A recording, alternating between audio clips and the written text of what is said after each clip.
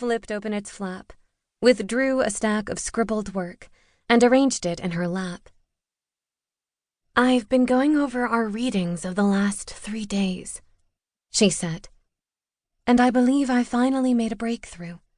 That phrase, that Oxidian phrase, Delath Mitalrida.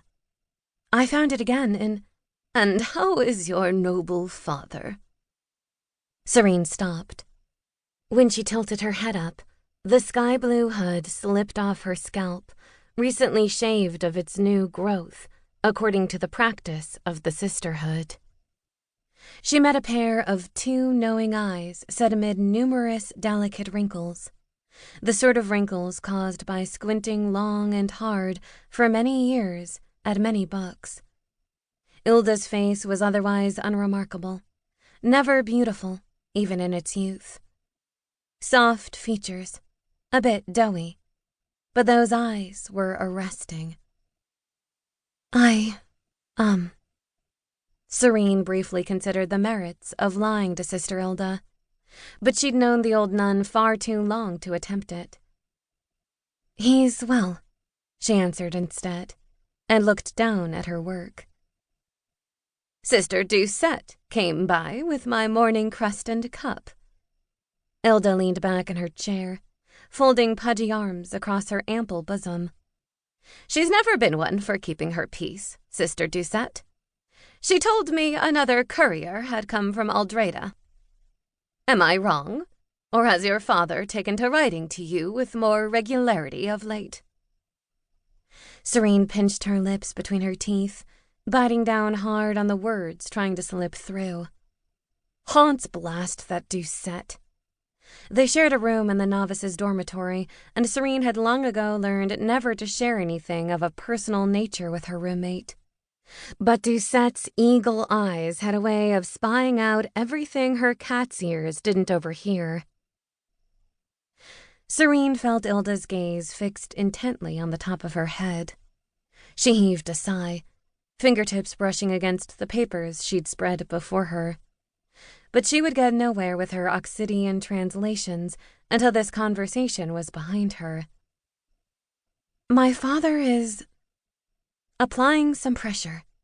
"Ah, it's the marriage question again, is it?" Serene nodded. "The night of Hallows Well is coming up soon," Sister Ilda continued. "Was that not the night foretold as the wedding date of the Golden Prince?" "The night, yes, but not the year." "But your father wants it to be this year." Exactly as he'd wanted it to be last year and the year before. Serene slumped on her stool. Her hand moved unconsciously to pull the blue hood back up over her head, hiding her face. Not that it did any good. Ilda knew her too well. The old nun hummed to herself, one finger tapping her upper arm. Then she leaned forward on her seat and delicately selected a quill with one hand and a knife with the other. She set to work trimming, each cut of the knife precise. "You ought to do it," she said at last. Serene looked up sharply.